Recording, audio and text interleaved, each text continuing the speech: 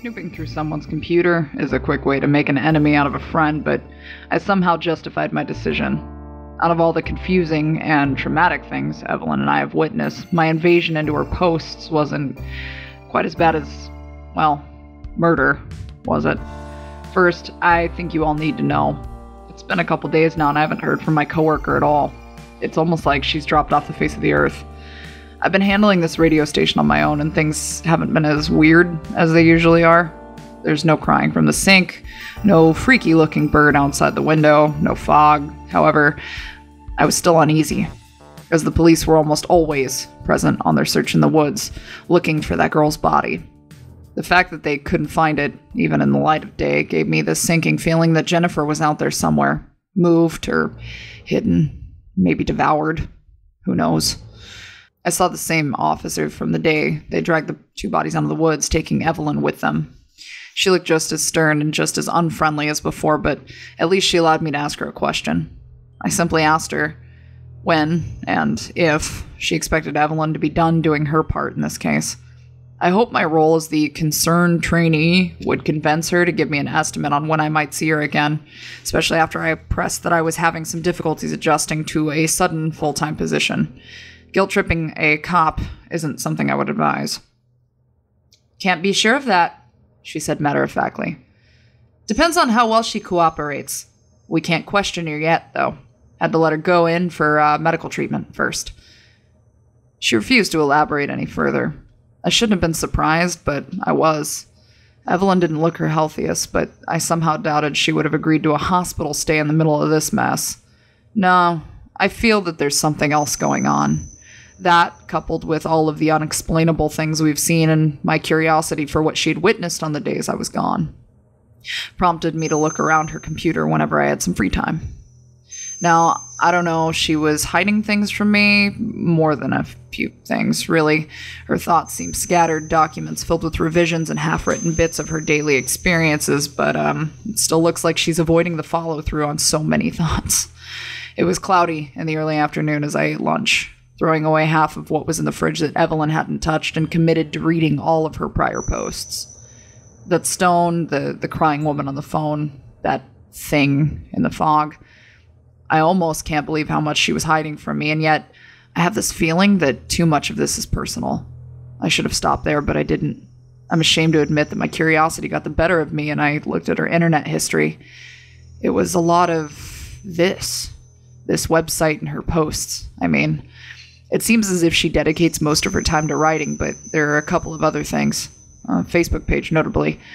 The rest looked like the product of boredom. Clickbait articles, dumb quizzes, Google search for mountain birds. I told myself I'd visit the Facebook page for just long enough to check my own, not expecting hers to still be open. Apparently she hadn't logged herself out at all, because the moment the page finally loaded after a long lapse of inactivity, there were unchecked notifications on the screen. There were so many that it seemed like Evelyn hadn't read through them in weeks, and she posted even less. Much of the content on her profile belonged to other people. Some relative of hers, maybe a great aunt, asked, "How you been?" which she never responded to. A young woman had tagged her in a post with several others, calling for a group hangout sometime, which she didn't react to, and then there was a library of tagged photos other people had taken. I admit that I smiled at first looking through them.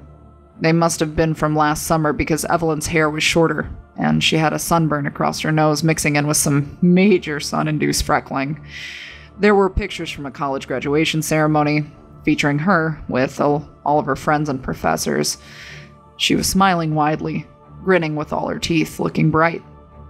The last graduation photo was of her and a familiar woman making faces at the camera. It was Jennifer. As I continued looking through, I saw Jennifer a lot more often, mostly on photos she had taken. "Lynn and I went hiking today. Moving day with Linny. Evelyn and Jenny, couch lifting champions." Then there was a dark and blurry photo. It was the first of many. Someone had posted an album tagging Evelyn and at least 15 other people, but it was full of pictures from the woods. My smile started to disappear. Seeing that forest and the flurry of blurred-faced strangers, most of them drunk or in clouds of smoke, made the photos seem ghostly. Then I saw her again. Evelyn was in the background of a few photos, sometimes so small that I had to pay an awful lot of attention to see her. She was smiling in one or two, talking in another, and then one photo in particular chilled me right to my very core.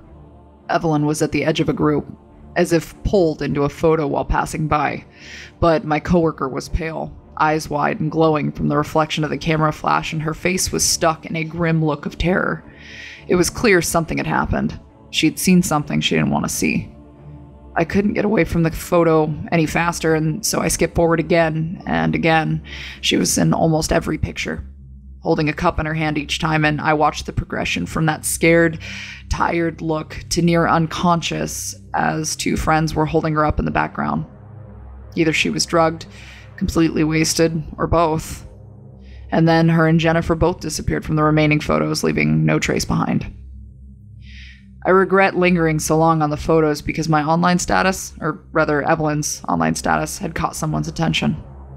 I saw the blip of an instant message, and the chat automatically popped up at the corner of the screen. Reading her messages was the ultimate betrayal of any kind of privacy, but I couldn't refuse just a small peek. Evelyn, if you're reading this from some time from now, I hope you don't kill me for this. I scrolled through. It was a person I hadn't seen, though Jennifer was one of two faces in his profile photo.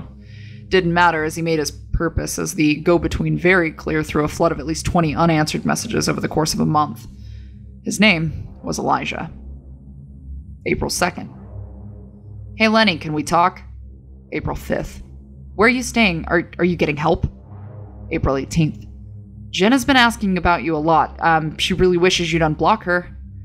April 23rd. Evelyn, please. And just now. Lynn? Hello? As I scrolled upwards, I found the messages that started it all. It was on the 1st of the month. April Fool's Day. Hey, Evelyn, Jen told me what happened. I hope you get well soon, but please take it easy from now on. She can't babysit you just to make sure you don't drown in the bathtub. You know, if you need some help, they've got anonymous programs for that, right? You should look into it. Jen cares about you, but she preferred you when you were sober. Another red bubble. There were more messages waiting below. I was hesitant, but still curious as I scrolled downward, finding that Elijah had left a handful of short, aggressive messages just a second ago. Answer me. Where's my girlfriend? You know, don't you? Evelyn, I know you're reading this. He was typing again, and seconds later another message appeared. They all die on that mountain. Every single one. I closed down the browser and slammed the laptop shut as quickly as I possibly could.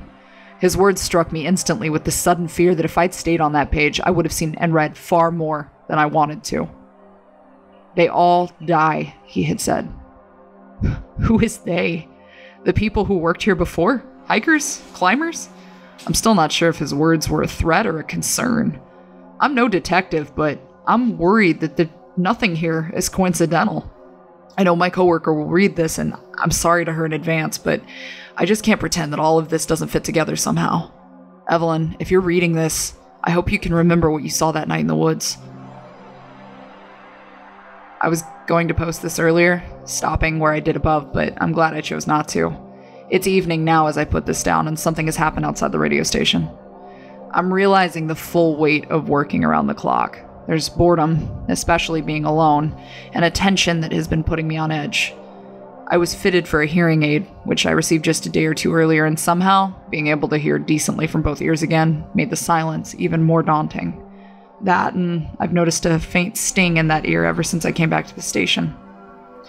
I gave the evening news prepared for another 30-minute block of music, with time to spare and no real interest in trying to hear any muffled bits of music through the headphone. I paced around the room, took a few moments to just peer out the window. In the purple glow from the sunset, I saw something that caught my attention. There was a man out there, standing upright but swaying slowly side to side. Now, I would have been suspicious that this was something unnatural, considering how many times the woods had messed with both of our minds, but I recognized him. He worked for a service that brought groceries to the station twice a week. He was facing away from me, staring off into the woods. I watched him intently, hoping he didn't take another step. Those last words Jennifer's boyfriend had sent to Evelyn's messenger rang in my head again. They all die on that mountain. Every single 1. In hindsight, I did the stupidest thing I ever could have done. I went out there. The thing is, I knew it was a bad idea, but 3 people had died in the woods in a matter of days, maybe even hours. I didn't want to witness one more person getting lost and being pulled out in a body bag. I abandoned the broadcast room, running down that long, winding staircase down to the exit. It was almost impossible to see it, but a very dim shimmer from the outdoor light led me there. When I whipped open the door and ran outside to tell the man to come back, I saw only one of his feet had stepped into the darkness between the trees, already pushing his way through the brush. It was a bit foolish, but I wouldn't say I'm stupid. I didn't follow him into the woods. I yelled at him to come back, but he didn't even seem to register what I had said, or that I was there. Instead, my eyes dropped to the ground where I saw he had dropped a cardboard box. Why would he make a delivery this late at night? As I stood up to pick it up, I heard the crunch of branches and the rustle of leaves. I thought it was him, turning back around, realizing maybe his mistake. It wasn't the grocery guy.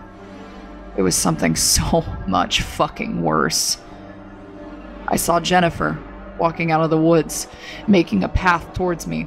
Only I'm not sure walking was the right word. Her neck was broken, her back was twisted, and her legs were snapped in directions that made my skin crawl, just hearing the sounds her bones made as she moved. One arm was twisted backwards at the shoulder, wrist dangling so loosely I thought it might fall right off. She shambled towards me, putting weight on whatever parts of her legs would support her, but she looked like a dirt-covered marionette being operated by a puppeteer that had no idea what they were doing.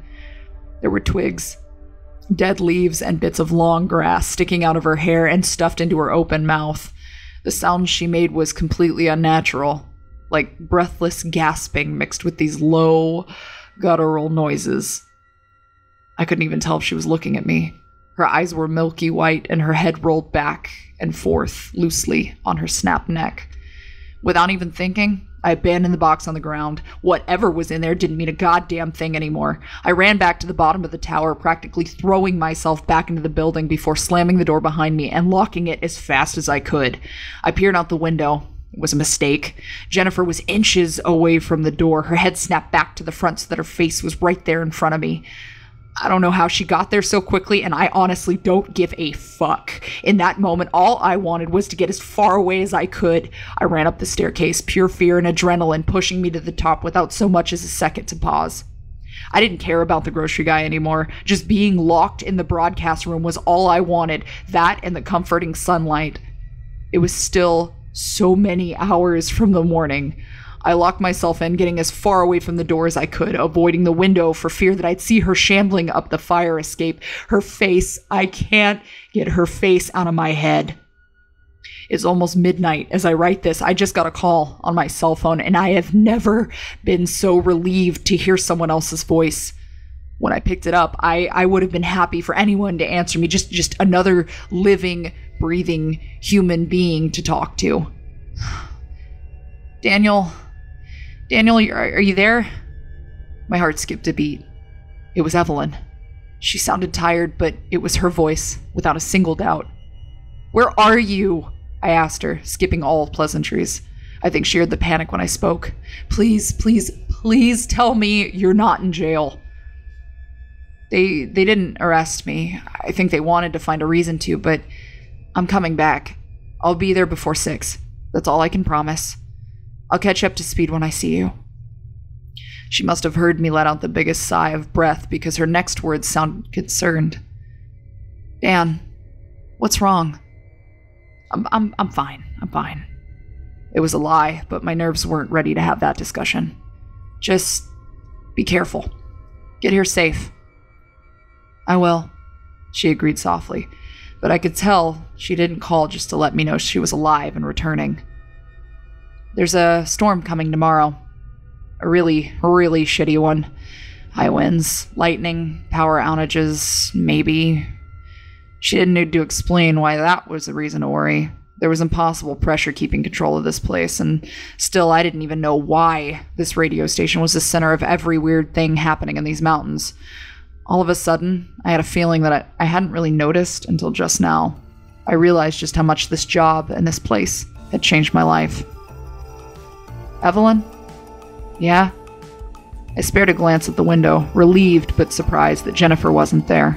However, I did see a small, unnerving sight. Twigs. Long grass and bits of dead leaves and hair littered at the top of the stairwell, making a path down the steps. How long was she standing there before she disappeared? As soon as we get a couple more part-timers, we're taking a vacation.